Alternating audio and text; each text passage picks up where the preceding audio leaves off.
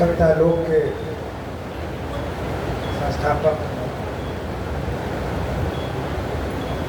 परम आदरणीय आचार्य नीरव जी आज के इस कार्यक्रम के मुख्य अतिथि, तो ये कहूँगा श्री डॉक्टर योगेश जी, आदरणीय मनीष सक्सेना जी, शरद पांडे शशांक जी, मस्ताना महेश प्रकाश जी और इस कार्यक्रम का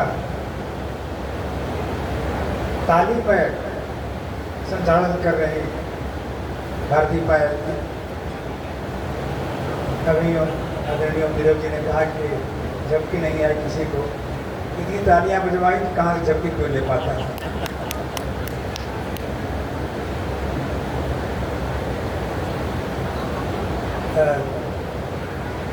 अभी इस पुस्तक की उन्मेष का लोकार्पण हुआ।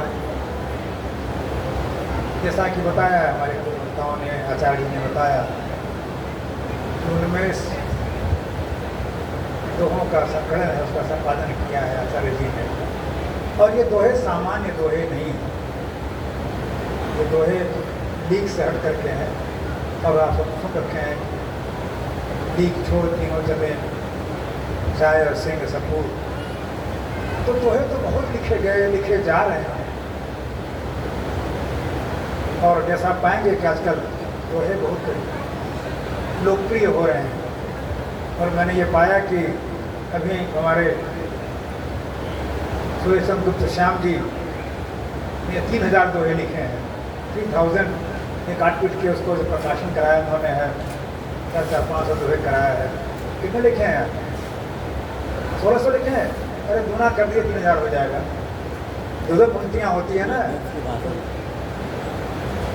वैसे काट पीट लेकिन आपके काफ़ी दोहे हैं, काफ़ी दोहे लिखे आपने प्रकाशन।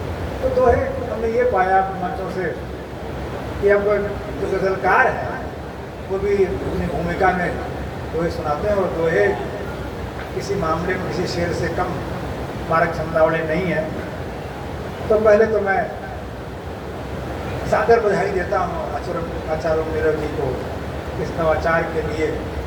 और जो इसमें कवि शामिल हुए हैं ये भी कम मेधा वाले व्यक्ति नहीं हैं।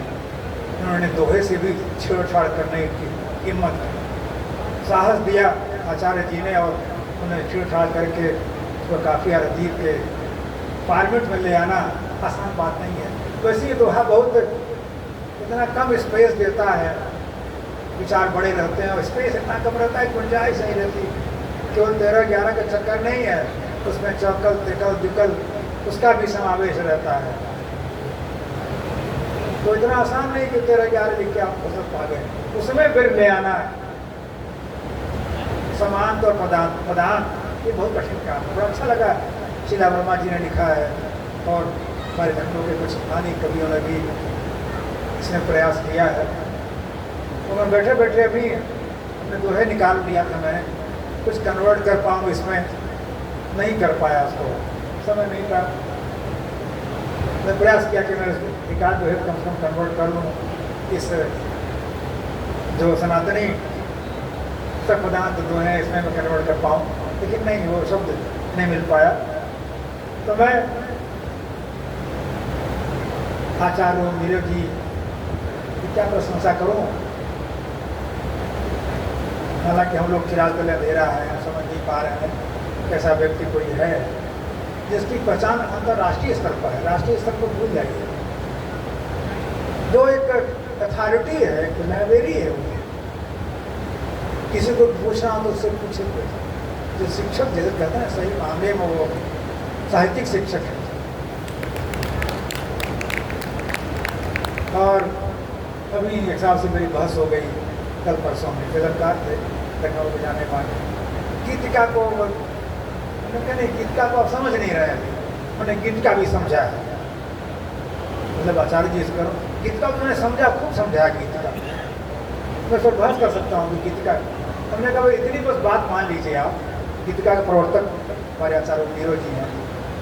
अभी वो हैसियत नहीं मिल पाई है विश्व पटल पर कि हम ये कह सकें, जैसे गज़ल में कहते हैं कि ये गज़ल है या गज़ल नहीं है, ये तो है गज़ल के लिए।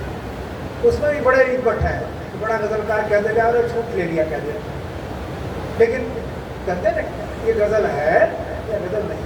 वैसे ही कोई पद अगर है तो वो गीतिका है या गीतिका नहीं है, क्योंकि हमें अभी सबको समाविष्ट करना है, सबको शामिल करना है, समाहित करना है, इसलिए हम उसको ज़्यादा अभी छेड़छाड़ नहीं करते।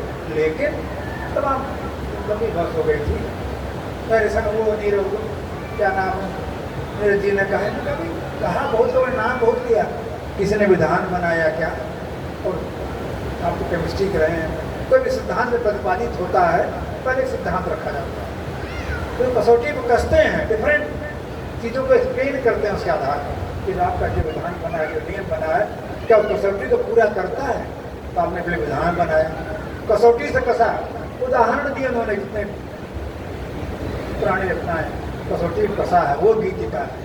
वो ऐसे गीतकार ही दो पंक्तियाँ गीतकार लिख दिया, तो गीतिका कुछ है भाई, अच्छी गज़लकार है, लेकिन ये बताना चाहता हूँ मैं कि गीतिका को भी वही शक्ति है कि गीतिका है या गीतिका नहीं है।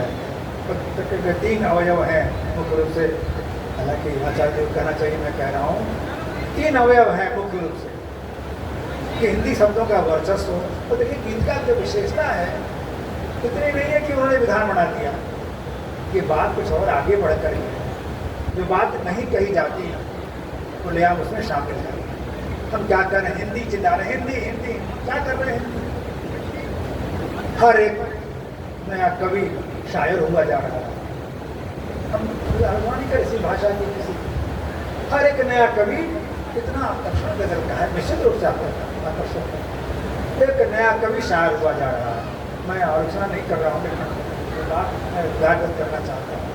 एक नया कवि शायर का नोट जाता है, और क्या करता है वो, उर्दू के शब्द ढूंढ कर जब लिखता है तभी वो शायर माना जाता है। तो शायर लोगों कहेंगे कोई बहुत अच्छा शायर नहीं, जो समझ ना पाए लोग। लाइब्रेरी में मुशायरे में गया था, साहब छाट के वो शब्द रखे गए कि जो अदर समझ नहीं पाए, तभी वो बड़ा शायर है। तो जो ये पलायन हो रहा है हिंदी से उर्दू की ओर, उर्दू सीखते हैं हमारे शायर, हिंदू हम पूरी तरह से सीखते हैं।